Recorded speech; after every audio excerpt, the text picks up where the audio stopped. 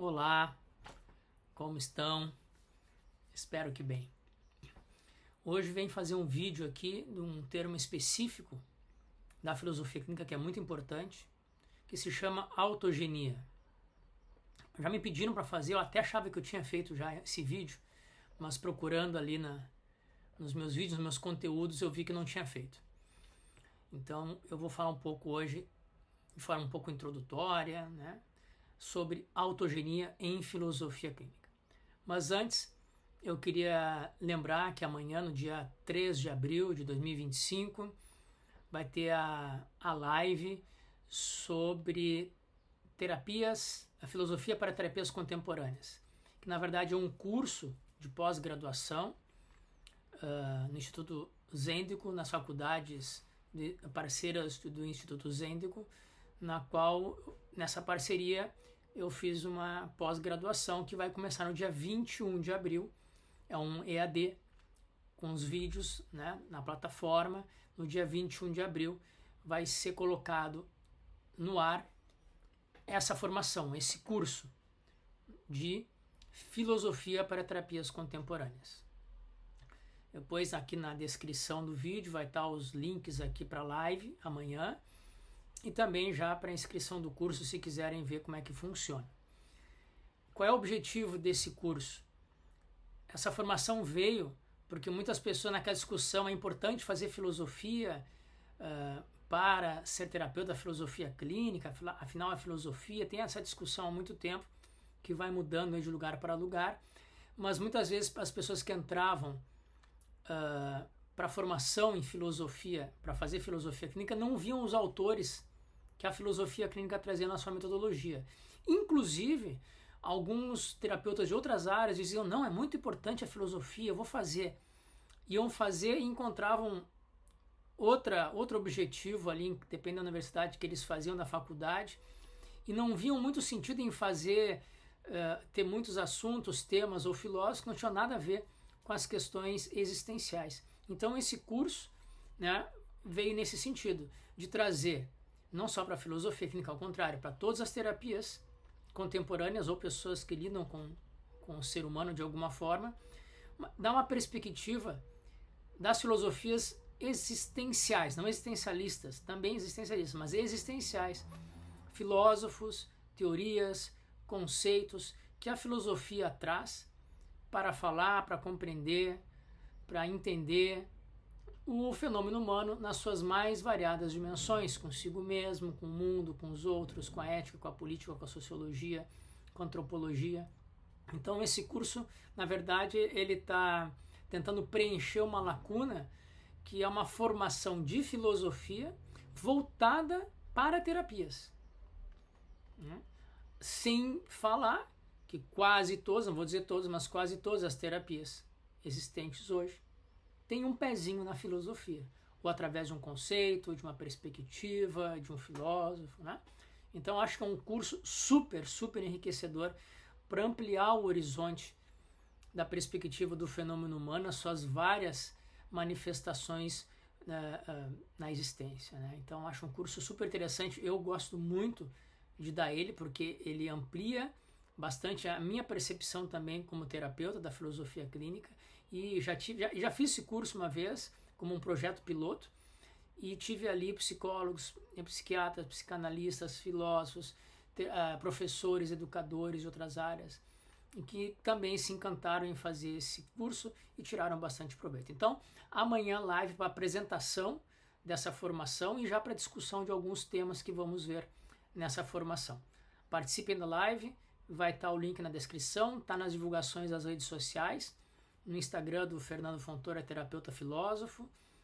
Então, se quiserem mais informações, vocês procurem nas redes sociais e também vai estar o link aqui na descrição deste vídeo. Muito bem, vamos ao vídeo de hoje, autogenia em filosofia clínica. Parece que esse termo autogenia vem da biologia ou da química e já é ultrapassado nesse sentido, nessa área de estudos, mas na filosofia clínica ganha uma outra dimensão, um outro significado, um outro sentido para a compreensão da estrutura de pensamento, da singularidade de cada um.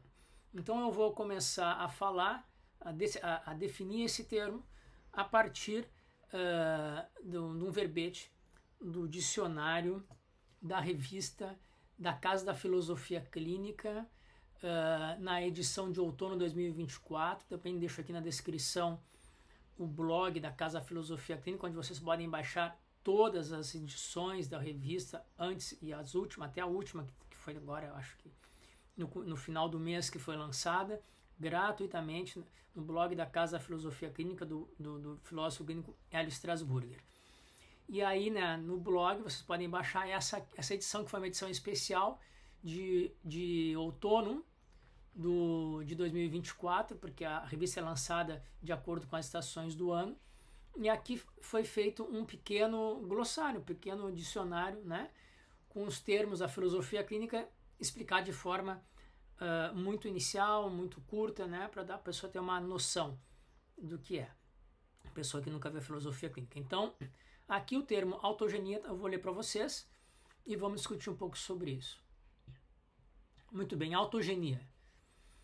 Tópico 30 da tabela da estrutura de pensamento e submodo 27 da tabela. Então, quer dizer, ele faz parte da tabela dos tópicos, estrutura de pensamento também faz parte da tabela dos submodos, dos modos de ser, né?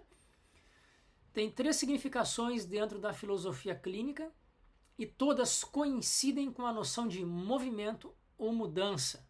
É um dos termos que se usa para plasticidade, né, da estrutura de pensamento.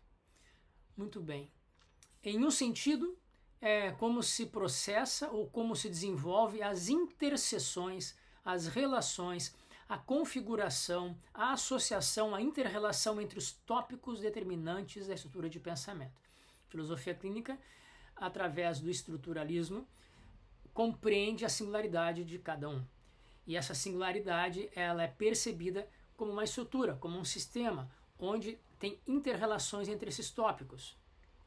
E a compreensão desse movimento, como se desenvolvem essas interseções, essas relações entre os tópicos, se chama autogenia. Então, são interseções entre tópicos autogênicas, que estão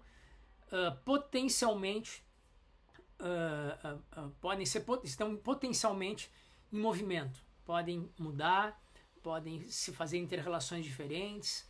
As interseções, essa configuração de estrutura de pensamento é autogênica. Ela em potência pode ser alterada, né?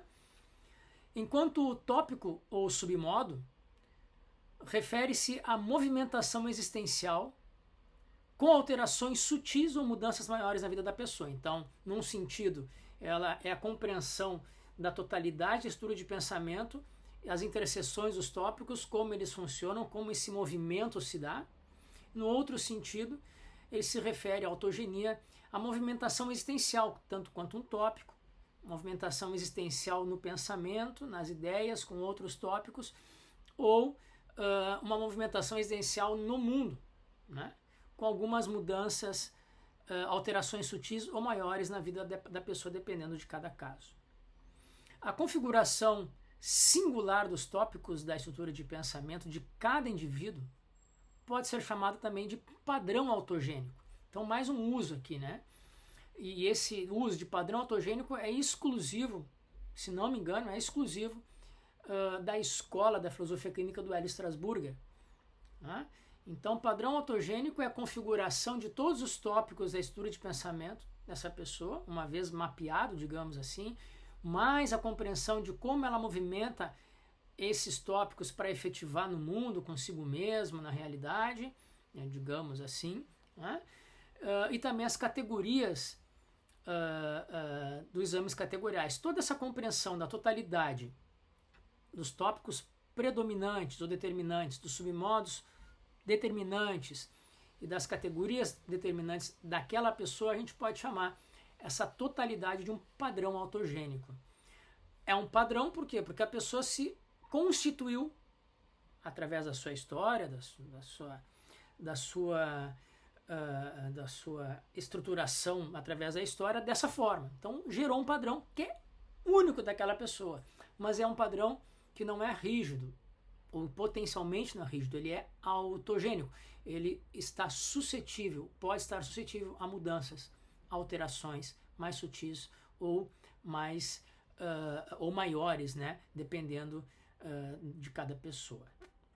Padrão, no sentido de ser para aquele indivíduo enquanto sua própria história e estruturação. Ou seja, não é padronizado ou medido por nada externo a ele mesmo. Então é um padrão da própria pessoa que foi se estruturando dessa forma. É o seu padrão, né? E autogênico, porque pode ser passível de mudanças ou alterações pelo próprio indivíduo. Pode ser considerado como a sintonia existencial onde a pessoa se encontra.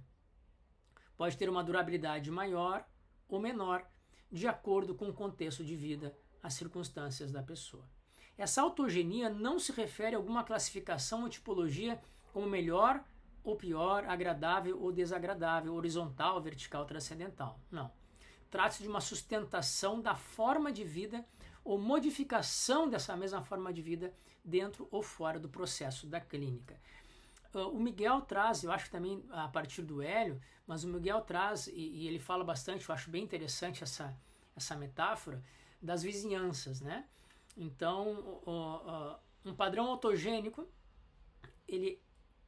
a questão se torna terapêutica quando esse padrão autogênico é ameaçado, ou rompido, ou golpeado de forma tal que a pessoa altera as vizinhanças desse padrão que ela conhecia, né? Então, alterar as vizinhanças é como se a gente tivesse sido rompido. É como, vamos botar outra metáfora, faz uma mudança. Eu saio dessa casa e vou mudar para outra. Alterou minha vizinhança. Teve uma alteração do meu padrão autogênico. Embora eu ainda seja o mesmo, algumas coisas das minhas vizinhanças se alteraram. Eu vou ter que readaptar, reestruturar, reordenar meu padrão autogênico para essa nova mudança. Nada mais é que um processo terapêutico, né?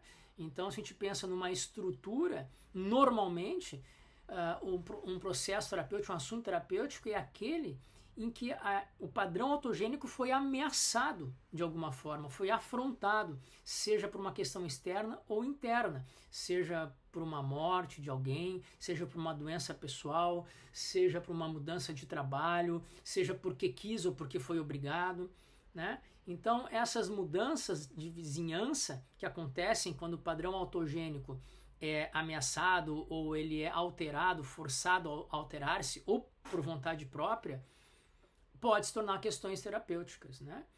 Então, o tamanho da desconfiguração do padrão autogênico e se ele altera muito a vizinhança ou pouco, isso depende de cada pessoa, não tem um padrão externo. Pode ser que a morte do meu gato desestruture completamente o meu padrão autogênico, isso seja um assunto muito importante que eu tenho que reestruturar. Pode ser que o roubo do meu carro seja uma estruturação fundamental para o padrão autogênico de uma certa pessoa. E para outra pessoa, a morte de alguém querido, uma doença consigo mesmo, não altera muito as vizinhanças. Depende de cada um. Quem vai dizer o tamanho da alteração, do choque, das questões da vida nesse padrão autogênico é a própria pessoa, não tem padrão externo. Para algumas pessoas, o padrão autogênico é mais resistente para algumas situações, menos para outra, e isso depende de cada pessoa. Então, o padrão a autogenia, ela dá essa ideia geral para o terapeuta de como essa estrutura de pensamento, com seus tópicos determinantes, com seus submódulos determinantes, com suas categorias determinantes, como esse padrão autogênico se sintoniza ou se dessintoniza com o bem viver, com a relação de uma vida boa para aquela pessoa. Então, normalmente, quando o padrão autogênico ele é ameaçado, ele é de alguma forma golpeado, como um carro, né, que é golpeado por outro e se amassa todo, depende de cada pessoa para saber se essa alteração no padrão autogênico altera muita vizinhança, altera pouca vizinhança, né? Então, a autogenia em filosofia clínica, ela dá essa percepção da totalidade, pode dar a noção dessa totalidade do padrão autogênico de cada partilhante. E também, para o terapeuta, a compreensão de como essa estrutura se forma e se movimenta né, nas suas modificações potencialmente modificáveis. Algumas não, eu digo potencialmente porque tem estruturas de pensamento ou padrões autogênicos extremamente rígidos. Isso não é nem certo nem errado, depende de cada um. E sempre quando eu lembro isso, do padrão autogênico que é potencialmente alterável, né, eu lembro daquele personagem dos Miseráveis, do Victor Hugo, do Jean Valjean, que era o cara que fugia aí do Javert, né, que era o policial, guardião da lei, certo e errado, branco e preto. O cara tinha que defender a lei a todo custo, incorruptível, esse policial, o Javert, que estava atrás desse fora da lei, o Jean Valjean, cometeu um crime, fugiu da prisão, não interessa, ele tem que voltar para a prisão. Ele é um defensor da lei, incorruptível, um cara de os valores muito rígidos a respeito do que é certo e do que é errado. E em certo momento do livro, ele persegue tanto o Jean Valjean, tanto, e o cara foge, e um dia o Jean Valjean pede auxílio ao Javert. Olha, você pode me prender, me prenda, não tem problema, eu vou com você, você está certo, eu sou um fugitivo, só deixa eu ajudar essa pessoa, que estava uma pessoa ferida nas mãos, a levar ela em casa e depois você me leva para a prisão. E o Javert ficou assim, o policial, como assim ajudar um fora da lei? Isso não pode ser. Mas ele, por algum lapso de consciência, ajudou o Jean Valjean a levar essa pessoa ferida até a sua casa. O Jean Valjean ia entregar-se ao policial. O policial ficou esperando fora da casa, e quando o Jean Valjean voltou para ser preso, cadê o Javert? Sumiu e não entendeu o que aconteceu. E aí aparece a cena do Javert pensando consigo mesmo que ele cometeu o maior erro da sua vida ajudando um delinquente, um fora da lei, e que isso desqualificava ele como pessoa, como guardião da lei, que sempre foi um incorruptível guardião da lei, e que isso não poderia estar certo, que não poderia conviver com isso, que o seu sistema de valores axiológicos não permitia, que isso simplesmente destruiu, rompeu com o seu padrão autogênico, a partir do tópico axiologia da filosofia clínica. A única saída que o Javert pôde encontrar para ter ajudado um fora da lei foi se matar. Então ali mostra, né, a rigidez de uma pessoa que possivelmente um padrão autogênico pode ser alterável, mas depende de cada pessoa. E para ele, naquele momento, aquilo era uma ruptura tão forte na sua inflexível seu inflexível padrão autogênico, que ele prefere a morte. Então, o padrão autogênico é isso, né? Ele nos dá essa possibilidade de compreensão da flexibilidade, da plasticidade, da capacidade de mudança, alteração maior ou menor de cada ADP, não querendo dizer que todas serão assim, mas, né, botando assim um tipo de um nível, né, de gradação entre o mais rígido e o mais flexível. Eu gostaria que alguns políticos tivessem um pouco mais da rigidez do Javert, né, no seu sistema de valores, né? Então, isso não é nem certo nem errado, mas é uma gradação que a gente pode compreender a partir de cada singularidade, como ela pode alterar ou não, né, a seu padrão autogênico para se adequar, para mudar, ou para não se adequar e sair dali nas questões que essas pessoas trazem para a terapia. Eu escrevi um artigo há muito tempo atrás, que está na revista aqui, ó, o artigo Autogenia e a Experiência Negativa. Esse texto foi originalmente publicado em Bertoche G, que é o Gustavo, organizador, do livro dos Anais do 6º Colóquio da Casa Filosofia Clínica, Autogenias, em Petrópolis, Rio de Janeiro, em maio de 2017. Essa publicação, esses Anais do 6º Colóquio da Casa Filosofia Clínica, estão na Amazon, esse livro do Bertoche. E dentro desse livro eu escrevi esse artigo, né, que foi o que eu falei lá nesse colóquio, a autogenia e a experiência negativa, que eu faço uma relação com a filosofia. Trago o Gerd Borheim no livro que ele tem, O Filosofar em Bases Existenciais, e faço uma relação entre a autogenia e filosofia clínica e o que o Gerd Bornheim fala aqui a respeito de uma dialética, de uma alteração, de uma conversão filosófica, ou seja, uma alteração substancial de uma EP, né, para que ela se torne uma EP filosofante. Né? Então, aqui eu faço aqui mais uma relação com o que o Gerd Bornheim chama de, a partir de uma experiência negativa, a conversão, ou seja, a alteração dessa EP, fazendo uma autogenia, uma mudança, para uma conversão, uma EP, digamos, mais filosófica. Né? Então esse artigo está lá, né? Autogenia como submodo do filósofo clínico, eu também falo aqui. Né? Aqui só para uma citação do próprio Lúcio Pachter, né? A autogenia enquanto submodo é a organização orientada pelo filósofo clínico, organização mental, né? Dos tópicos da estrutura de pensamento, de modo a se conseguir algo que dê à pessoa um outro rumo existencial quanto à problemática tratada, mais recomendável, né? Via qualidade da interseção. Então, a partir dessa concepção epistemológica, esse modelo mental que o terapeuta faz do padrão autogênico do partilhante, a partir daí é que se pode conseguir achar, buscar, fazer, refazer, né, novos caminhos existenciais para a questão que a pessoa trouxe.